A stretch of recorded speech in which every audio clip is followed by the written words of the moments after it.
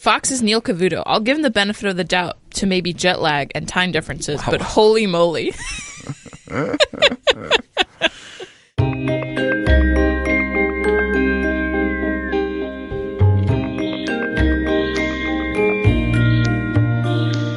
Hello and welcome to the 538 Politics Podcast. My name is Jody Avirgan. We are gathered in not our usual room. We're gathered in our conference room here because we had to scramble a little bit to watch the Trump-Putin summit, which just wrapped up, and now we are here to record a podcast. I'm not going to say too much about what we just saw. I'm mostly interested in your reactions. I will just say that President Trump did not press Putin, at least publicly, about interference in the 2016 election. When asked about it, Trump said, quote, both countries are to blame, and that he, quote, has no reason to believe Russia interfered in the election. And then he managed to mention his electoral college win and say that there was no collusion between the two. Let's get right into it. Here with me, our editor-in-chief, Nate Silver. Hello, Nate. Hello, Jody. Politics reporter Claire Malone. Hello, Claire. Hey, Jody. And here back with us is politics editor Micah Cohen. Hello, Micah. You missed some stuff while you were gone. So there was some Russia news while you were gone. It seemed like a lot of news while I was gone. Yeah. Weren't you happy you were gone? Were you here for Kavanaugh? Happy. Yeah, I was here just as Kavanaugh. But then was nominated. I left that Saturday. I think while I was gone, Pruitt resigned. Yeah. Wow. The Russia indictments. World Cup. It's just been two. Is this even above average, though? There's so much news. Above average It's news? above average. That's an interesting question. Both Russia indictments and Pruitt are like real. Yeah. And Kavanaugh are big, important stories, as opposed to like usually you get one important and couple. The Pruitt thing's a nice reminder. Every once in a while you catch yourself and you're like, oh yeah, that Pruitt, that was probably like 15 days ago, but it just seems less like than forever. That. It was like a week ago. Oh my God. It seems like forever. Okay, so let's get right into it and just react to what we just saw in that press conference, and we can bring up specific moments. But Nate, you want to kick us off here? What'd you think? You know, I don't think it was the president's finest moment. I mean, it was. I thought, just editorially speaking, I thought it was a lame display by the president, and not typical of you expect presidents to project, to defend their country and to defend our intelligence agencies. And the fact that he was so, number one, deferential to Putin, like almost not bothering to go through the theatrics of like, because there are probably ways to sarcastically answer that question. So yeah, of course. Look, which question is this? All the questions about. Do you believe that Russia interfered in the election, and do you want to challenge Putin here on stage, right? And I say, look, it's not the appropriate form to do it right now, but of course I take these assessments very seriously. We'll continue to investigate them. I had long discussions about them with Putin. Of course, he's saying certain things, but we have to verify those against, it's not that hard for him to even halfway dip his toes into somewhat acknowledging the reality that his own Justice Department, every intelligence agency says that, yeah, Russia interfered or attempted to interfere, at least, in the election. I mean, it's amazing how unself-aware he is. It's amazing, or maybe, who knows, if you are one of those people who believes, kind of the more involved versions of Trump's relationship with Russia. Jonathan Chait, shout out. Yeah, if you're a Chaitist. For context, Jonathan Chait wrote a piece in this week's New York Magazine laying out what he thought was a hypothetical theory that Trump is a Russian intelligence asset. And has been for decades. Right. I mean, it was almost such a stooge-like performance that it's almost like he can't really have been colluding with Russia because he would be somewhat more convincing, would he? It's like, you know what I mean? Anyway, it's shorter Nate, it was a wild press conference. Yeah. It was crazy. It was crazy. It was, we've talked before about how Trump has veered off the path of what his actual administration's policy is towards Russia. The fact that a reporter pointedly asked a question saying, do you believe the 17 intelligence agencies in your government that say that Russia interfered with the election? And Trump basically said, we don't have any reason to think they would have done it. I mean, that was a wild answer. When asked whether or not he thought Russia should be, what was the phrasing? Russia should be held accountable. Is Russia accountable for? He said, we're both to blame. I mean, it was truly, I think we might look back at this and say, this was a moment. This was like a landmark moment in this presidency. I found it to be astonishing to watch. And you've got Republican congressmen tweeting out things. Yeah. The former CIA director saying that he called Trump's press conference performance treasonous. I mean, there's some stuff, this is, I think, whether or not you agree with that, I think what you can agree on is this was a wildly aberrant performance from the norm of the American president. No, the reaction, and, neutral commentators, Anderson Cooper, you can debate whether he's, a secret liberal or whatever else, right? But you do have kind of the news organizations which usually studiously avoid trying to make any editorial comment at all, just saying, we're kind of struggling with it too in our own way in this Anderson podcast. Cooper right? came firing out of he was the first word after the press conference. We happened to be watching CNN, and he was like, this was a shameful display by the president. But it's hard to describe this in neutral, let's not get a whole debate about what that means, right? But without saying it was sort of embarrassing for the United States, right? You expect the president to go represent us. We all help pay the president's bills, right? And you expect the president to go represent us and kind of defend our interests, and the fact that it's kind of like an apology tour, it's just so weird. And I agree with Claire that who knows? Maybe it is a tipping point. I don't know. It's so hard to predict tipping points, right? Because the whole notion of any type of non-linear reaction is that I wouldn't predict a tipping point. Okay, but the point is that you can be wrong 90% of the time, because the tipping point won't happen 95% of the time, right? But the one time it happens, trademark Malcolm Gladwell. Yeah, but look, the fact that you have Republicans reacting in a certain way, and the news media reacting in a certain way, and even some conservative kind of news organizations acting in a certain way, that at least makes it a candidate moment to be the start of a change in how people view the Russia stuff. That's true, and I agree it's a canon. Look, I found the whole thing just as bizarre as you guys did. But from what I'm seeing so far, it's the Republicans who typically criticize Trump are the Republicans criticizing him now. You have this Lindsey Graham tweet that's missed opportunity by President Trump to firmly hold Russia accountable. We're recording at 12:30ish on Monday. So so far, and look, this is very soon after the news conference, so we'll see how things develop. But I'm not super surprised by Trump's behavior. Really? Oh, totally not surprised. Let me ask you on that though, because what he said up there isn't anything we maybe haven't heard from him. No, but exactly. we haven't heard it from him standing next Context to Putin. matters in this so is case, that I the think. key difference here, that he was standing next to Putin and saying the same things he's been saying for months and months and Yeah, months? I think that's a very important difference, and it makes this a moment. Yeah. But I'm not surprised that Trump – Did people think Trump was going to be well, I really need to temper my statements. So you're Putin. actually, Micah, you're actually a stand-in for, I think, a lot of people on Twitter who are tweeting. I kind of tweeted some things for the press conference, and people are saying, "Well, are you surprised?" Blah blah blah. Yeah, I am actually surprised, because a lot of Trump's language when he talks about Russia has been sort of, at times, has been couched in a more the Nate answer from earlier.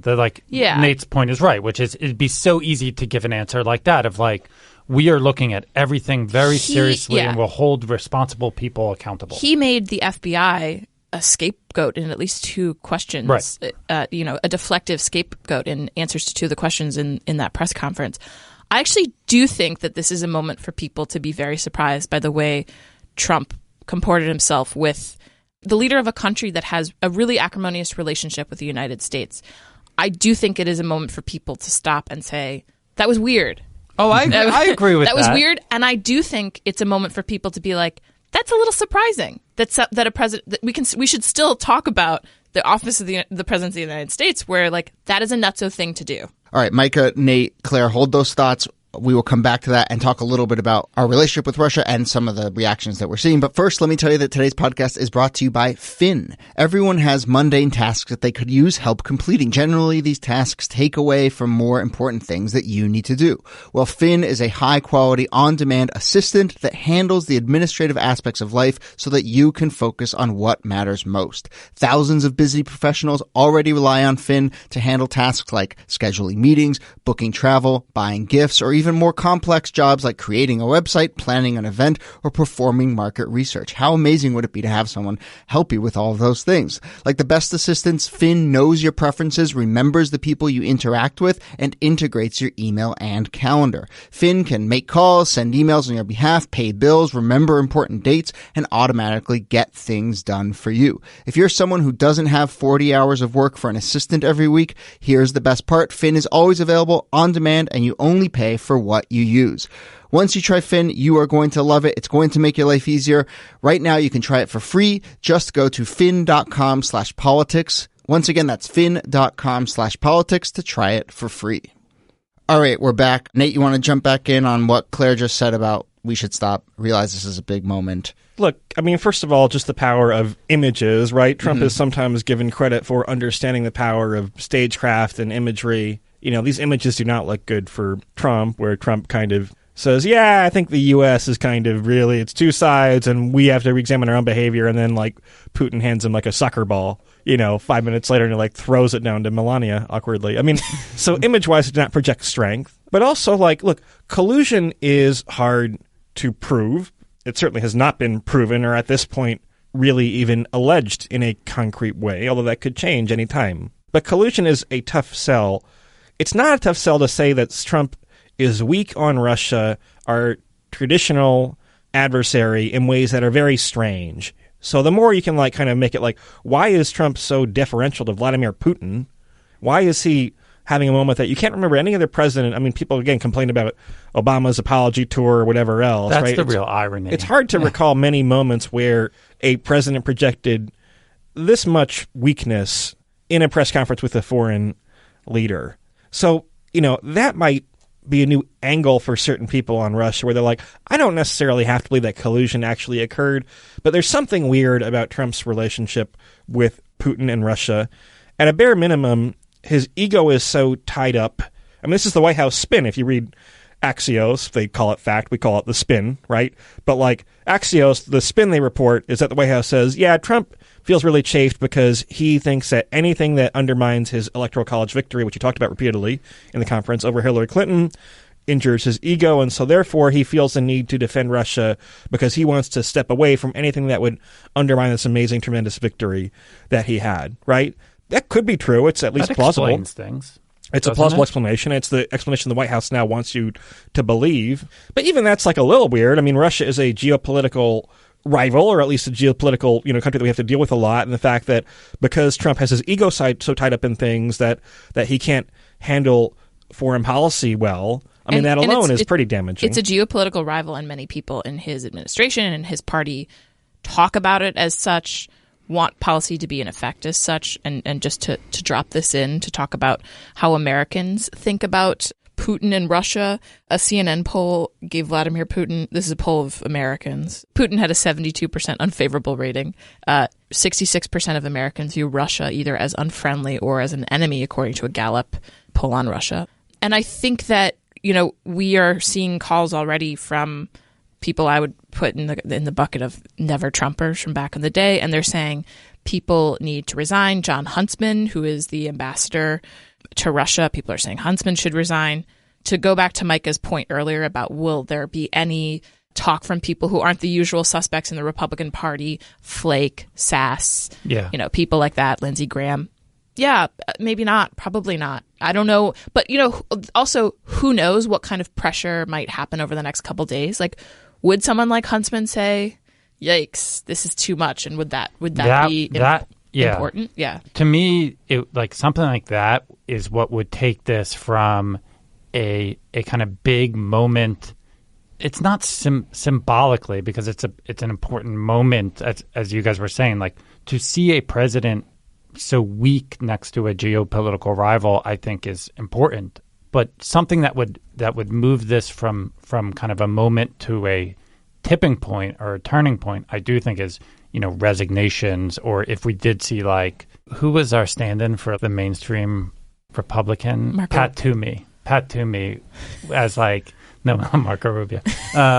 If like Pat Toomey comes out and hits Trump, I think we should watch this, for listeners, we should watch this over the next couple of days, because it might be something that metastasizes. Or bubbles. Yeah, totally. But on what front would that break happen? Would it be on the fact that Trump kind of took a pass on criticizing Russia for interfering in our elections? Would it be that Trump both sidesed the current relationship between the U.S. and Russia? Would it be that he said that the FBI is not to be trusted, and that I believe Putin as much as I believe the undermining the consensus assessment of all the intelligence bureaus, right? So someone like Dan Coates could conceivably be a candidate to resign. We do have to recall, though, because we're in a strange world, that you also have this very robust investigation taking place under the auspices of the executive branch, and it's just kind of remarkable that this is part of the executive branch that is carrying this all out. You kind of have, obviously, look, we talked on Friday about the timing of the Mueller and Rosenstein indictments on Friday, right? If they were playing their cards in a way that was meant to embarrass Trump or to kind of underscore his weakness on Russia, then they played their cards perfectly, right? And so I don't know. Obviously one fairly low level, but perhaps not completely trivial consequence could be that, like, people in the media who kind of thought, oh, this Russia stuff is a kind of liberal wild goose chase, and there's a little bit of there, but it's 98% smoke and 2% fire. To have that be reassessed would be meaningful, I think. To have the Democratic candidates for office say, you know what, actually, maybe I can kind of run commercials that show Trump at that press conference. I'm sure we'll see clips of that conference in 2020, whoever the nominee is, right? But for them to say, actually, we think Russia is not just an issue that can appeal to Democratic partisans, which clearly it can, right? But also to swing voters who say, what the hell is up with Trump? I don't necessarily have to believe in collusion. I just think, like, this is really weird. This is not what I'm used to seeing a president doing, and holding Republicans accountable on that potentially too. So I don't know. I think, like, a lot of it is perception, especially with this kind of through the looking glass story that is Russia. And for people to kind of take it more seriously, maybe I'm, like, projecting, you know what I mean? But it's like, if that changed the perception of it as, hey, look, moves the Overton window, to use that phrase, right? Where, like, we have to meet our quota of using the Overton window as a phrase on this podcast. I do agree that if the narrative emerges, which I think is accurate, and really takes hold that Trump is weak on Russia, and then the explanation for that, which maybe we should talk about, but the kind of why is secondary, and sort of just Democrats are hitting him for being weak on the geopolitical stage. I do agree that that could put the Mueller investigation in kind of a friendlier light and on more stable footing. Just to note, though, John Weaver, who was Huntsman's chief strategist in 2012, called on Huntsman to resign. Interesting. Claire, do you think that Trump maybe sees kind of any concession to the notion that there was Russian interference as a slippery slope, and that, because there is a line that he could have, as we're saying, there's a line that he could have drawn that would have said, you messed with our elections, that's not proper, but then sort of still continued to deny collusion. He didn't even kind of go to that line. He sort of drew the line even before rapping Russia on the knuckles. I don't know if you want to speculate on what the rationale is there, but is it just that Trump doesn't want to admit anything at all? Let's go there. I think that, yes, Trump's ego is tied up in a lot of this, obviously. There are kind of two parts of the investigation in some ways. The purview of the Mueller investigation is to investigate whether or not the Trump campaign colluded with the Russians to win the election. But there is, a possible defense from the Republican side of things where you say, yeah, the Russians were inappropriately, illegally doing things without the Trump campaign's knowledge to screw with our elections, and that's not a great thing. That, I think, would be like a quote-unquote normal Republican president's reaction to all of this. Trump has, for whatever reason... Let's talk about those reasons. Perhaps a P-tape reason. Micah's back from vacation. Is this the first time? Because I think this conversation is the conversation people are having. And it was brought up, to be fair, it was brought up fairly explicitly at the press conference. Someone asked a question about whether Russia has compromising material on Someone asked Putin, Trump. Yeah, do you have compromising material on Trump? I think it is a fair question to ask. Plausible. Yes, I think it is a very fair question to ask. Does Russia have something on Trump? Why is there no predictive market on the P-tape? Oh. Well, now there's going to be one, Scottish teams. From Nate's lips to the Scottish servers. All right, so we have this really bizarre, as Claire laid out. It's really easy to imagine what a kind of normal, even Republican president, how they would respond to this. It's like, it's so easy to sort of sound tough on this, and even if you're not actually tough. And so you have this really bizarre pattern where Trump isn't doing that, which naturally raises the question of, like, why? So I agree it could be they have something compromising. The ego explanation holds a lot of water for me, just because, like, in Trump's answers, you see the insecurity, like, oozing out. Yes. He's sort of, did I mention how big it's just, like, so obvious he's insecure about it. Yeah. In some ways, I think that's, like, what I've been watching on Twitter while we've been recording, people tweeting a lot about Fox News' reaction to this.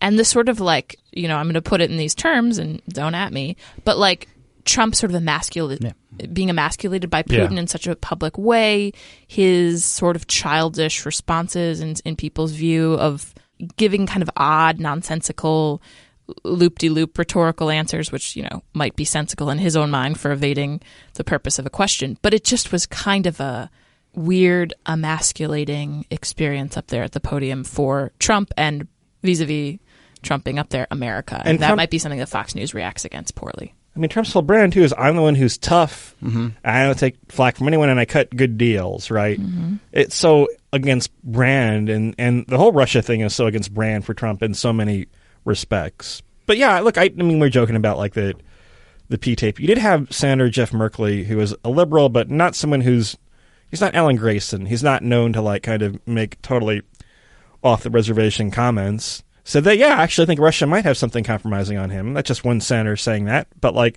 I don't give that zero weight. He's not someone who I think would, well, I don't know. I don't know him super well. But there could be renewed focus on that potentially, too. And by the way, there are scenarios where Trump did not actively help Russia interfere in the election, but kind of turned a blind eye to it. There are scenarios where he didn't really have anything to do with their attempts to interfere in the election, but is compromised for other reasons. Yeah. And so there are a lot of permutations here. And can I just throw into this mix too of reasons that Trump may be behaving this way is also sort of related to ego, but also, I mean, he has a strongman complex or fetish or however you want to describe it. And so he likes to be deferential to people who exert power in a sort of way that I would think wants to. Mike, are you suspicious of that? I think that's possible. I have a simpler explanation, which I think I prefer, which is I think we've seen in many cases Trump, when he's face-to-face with someone, sort of just tells them what they want to hear. And so I think whoever is at the other podium, you saw this with Theresa May when he was in the UK, where this story came out with all these quotes from him criticizing Theresa May. Then he's standing with her at a press conference. She's right next to him, and he says all these wonderful, nice things. So I think Trump has trouble criticizing people to their face. It's very difficult. I mean, he does.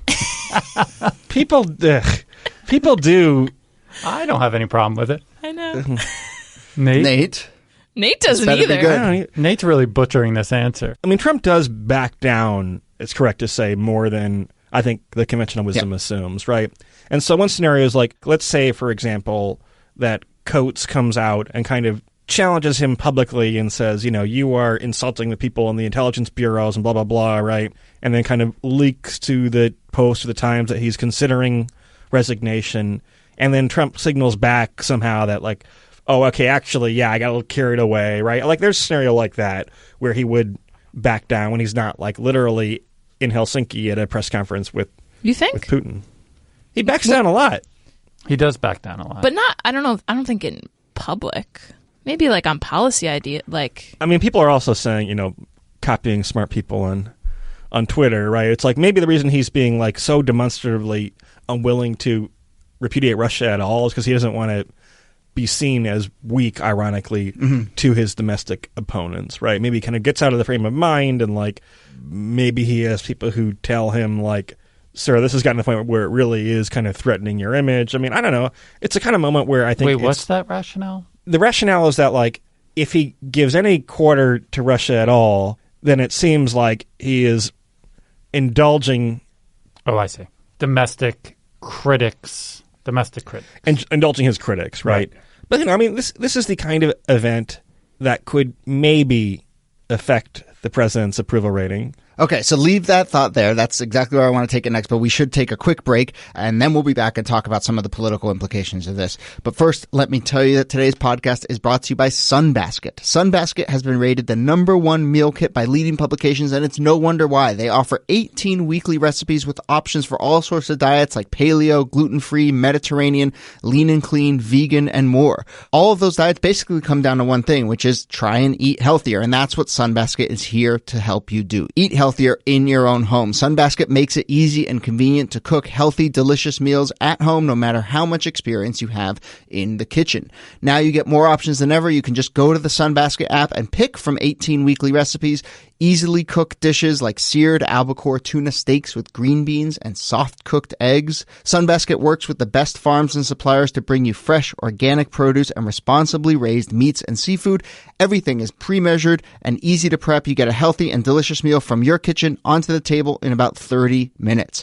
Go to sunbasket.com/politics today to learn more and get $35 off your first order. That's sunbasket.com/politics. Today's podcast is also brought to you by SeatGeek. Buying tickets can be complicated and confusing, a mess of different websites, but there is a much better way to buy with SeatGeek. SeatGeek is the smartest, easiest way to get tickets to every type of live event. Whether you're searching for a last-minute deal, planning a night out with friends, or need a perfect gift, SeatGeek helps you find the best seats at the best prices, fully guaranteed. There's nothing quite like being there in person, and SeatGeek will get you closer to the action for a great value. It's by far the easiest way to shop for tickets. You can be anywhere, and with just a few taps on your phone app, you can instantly find seats. SeatGeek saves you time and money by searching multiple ticket sites to compare prices and find amazing deals. And to get the most bang for your buck, SeatGeek grades every ticket based on value to help you immediately identify the best seats that fit your budget. Right now, you can get $20 off your first SeatGeek purchase. Just download the SeatGeek app and enter the promo code 538 today. That's the numbers. 538 is the promo code for $20 off your first SeatGeek purchase. All right, we're back. Let's finish up here and continue to talk about this and maybe cast it a little bit forward. So, Nate, you mentioned looking for signs in Trump's approval rating. What would those be, and when would we start to see those? People should wait a week or so. This is often like one of the things that, like, a way to know a dumb pundit, I'm not going to be polite here, is if a pundit like kind of takes a poll that like happened the day after the event, where like literally the poll was still in the field before the event occurred, and they're like, oh, this proves my point. Either it moved the needle or didn't move the needle, then that pundit is an idiot. But like, look, I'll put it like this. It's a period when I'll be interested in looking at the 538 approval rating tracker in a week. I think lots of people have been really bad, including us, at like predicting kind of which events will move the needle and which won't. But it's worth looking at, I suppose, because it does kind of get into this core idea of Trump. I mean, it just projects weakness. It's very unpresidential.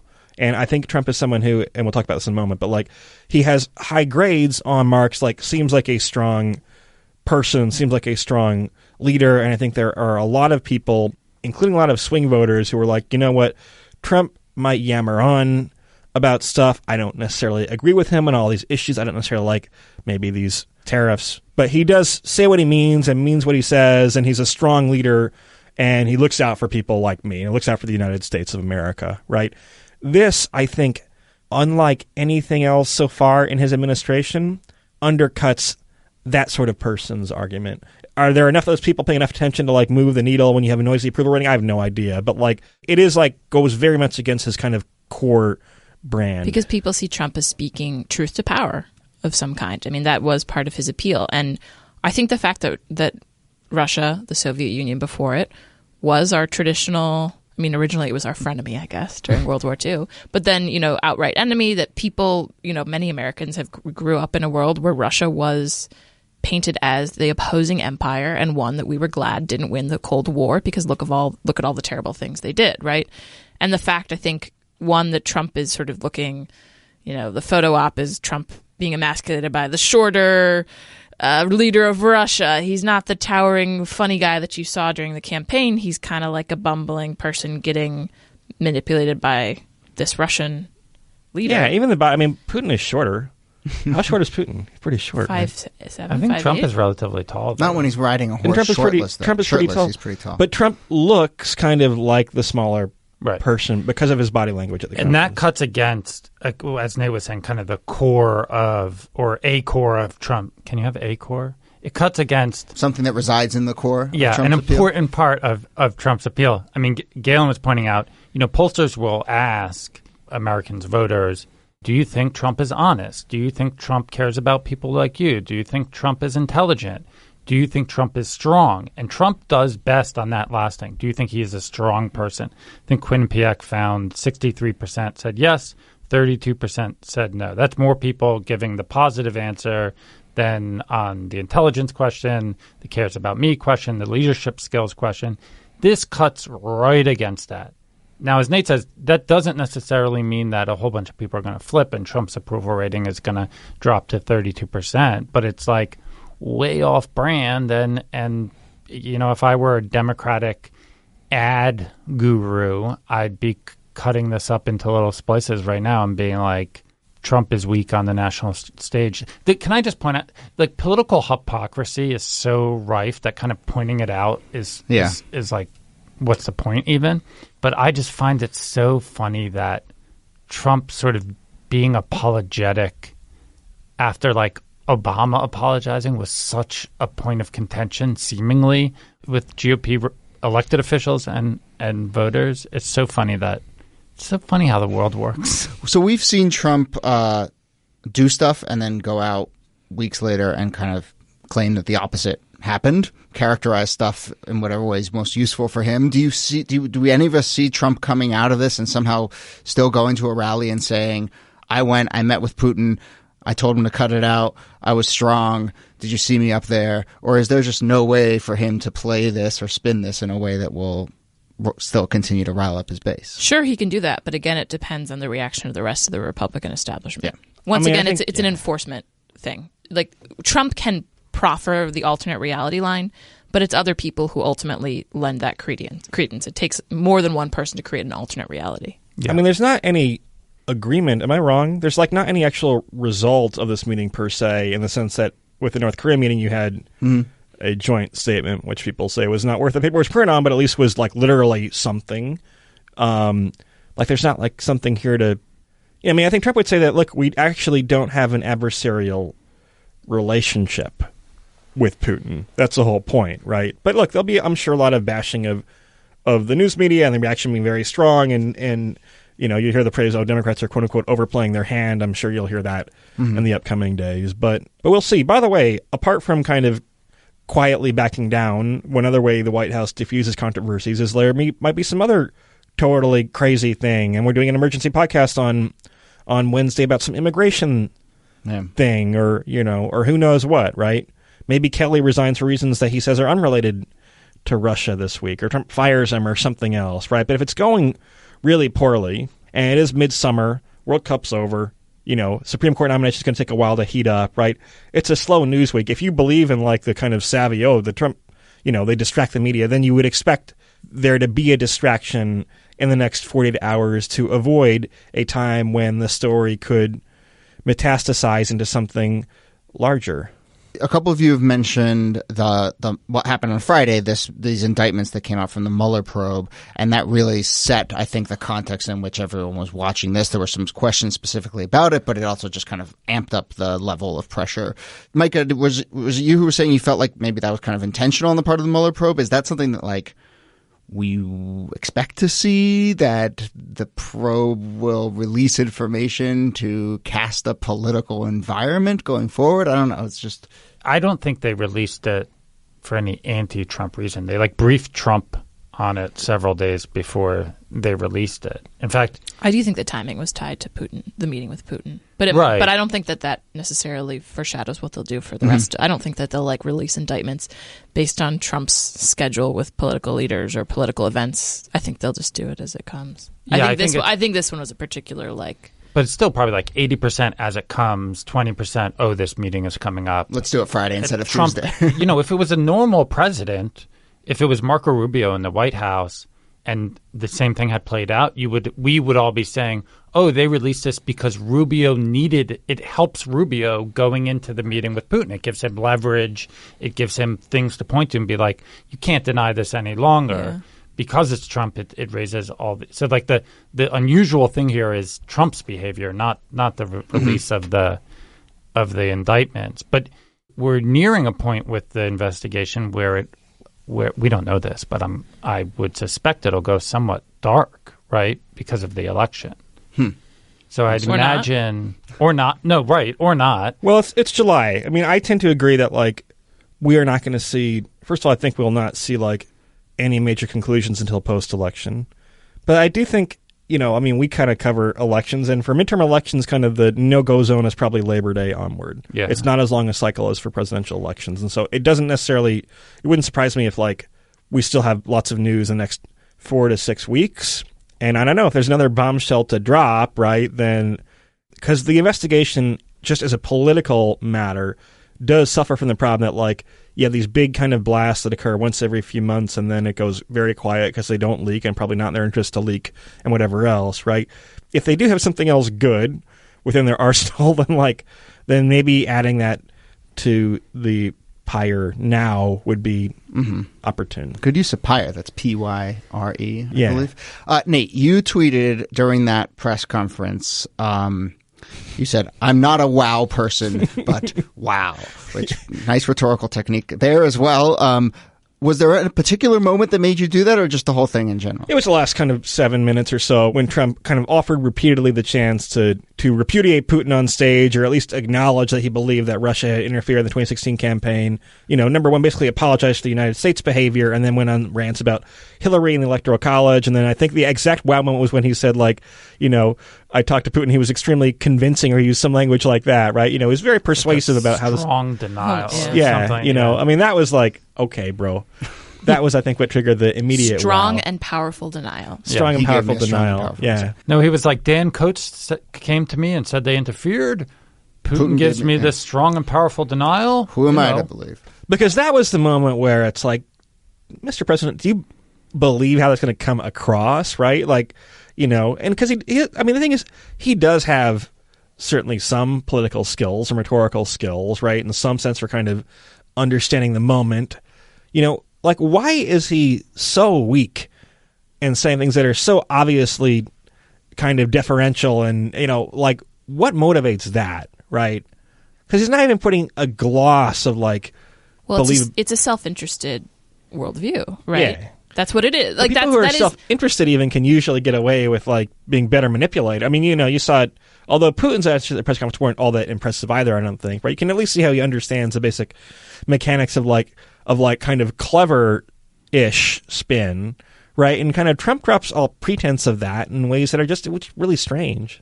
Yeah, I mean, it's self-interested. That press conference was an oddly self-interested way for Trump to react to questions about the election, questions about Putin. And while we can make the argument of there are other ways to spin it if you were in that situation, maybe Trump doesn't think that those ways are in his interest. It is so bizarre. There aren't that many explanations for it, right? It's either ego and he's insecure about the narrowness of his victory and not winning the popular vote, or Russians have compromising information on with a him. K, compromising with a K. Yeah, I mean, I don't want to be the conspiracy theorist person of this podcast, but that is actually I do think that people, it's a subject of a lot of jokes on Twitter, blah blah blah, or Jonathan Chait pieces, which are interesting, but also not it's not a report, it's not sourced. That's not a sourced piece about whether or not Trump is an intelligence asset, but it is a reasonable question to ask, and one that is worth thinking about. And there's a wide spectrum. One worth thinking about, what was that performance in the press conference? Absolutely, and they're from he's just insecure to somewhere in the middle. Putin has compromising information on him to all the way at the end, he's a Manchurian candidate who's a Russian Federation intel operative. Yeah. There are a range of that last thing is a bit tinfoily, obviously. But between those, there are a range of possible explanations. None of them are good for the U.S., by the way. Yeah. It's not at one spectrum, it's oh, that's great. We can live with this, yeah. So it's that's your takeaway, folks. Okay. It's really, but again, not to be, I don't want to be the wet blanket isn't quite the right term, but to what end, right? Unless the Pat Toomeys of the world, as long as it's Flake and Sass, until something else happens, until the Toomeys react, and then if Coates resigns, I'm not sure anything changes, or until Mueller comes back, or until the midterm. Galen has posted a couple statements from Republicans that are coming in. Peter King says he strongly disagrees with the Trump statement that Russia did not interfere, is, quote, disappointed, not flabbergasted by POTUS's remarks. Daryl Issa says, I think for the president to cast doubt is appropriate on the validity of some things in the intelligence community. So there you go. So Issa's staying true to form. Peter King is maybe not the worst. Maybe not the worst approximation of the sort of representative who would be kind of a swing vote if Trump ever really King does. is your canary, your bellwether, your tipping point senator. Let me Google representative. Pat Toomey. Pat Toomey is our stand-in for the GOP establishment. We agreed on that long ago. You're still sticking with Pat Toomey as your representative, but I want to nothing see from what Toomey. Pat Toomey says. He hasn't said anything yet, but I want to see what he says. Okay. Can't Great. wait to watch the press briefing. Speaking of which, should we give a shout out to the two reporters, at least American reporters, who asked pretty tough questions? Jonathan Lemire from both AP, from AP. and Jeff Mason from Reuters, I think, asked questions. And those were solid, and they were forceful, and they were of both Trump and Putin. So, Bar services representing. yeah. All right. Claire Malone, thanks as always. Thanks, Judy. Micah Cohen, thanks to you. Pleasure to be back. Yeah, this is fun. What a day to come back. You're right back in it. I didn't know if listeners could tell, but I'm very tan, much more tan you look than great. I used to be. You sound tan. That's why I said it. I don't know if they can tell. Nate Silver, thanks to you. Thank you. My name is Jody Avirgan. Galen Druk is our producer. Tony Chow is in the control room. You can get in touch by emailing us, podcasts@538.com. You can also, of course, tweet at us with any questions or comments, or when Pat Toomey says something, tweet at us. We're not even going to check. We're just going to wait for you to let us know when we have our Please Toomey do. metric. Slide into those DMs to me. Thanks again for listening, and we'll see you soon.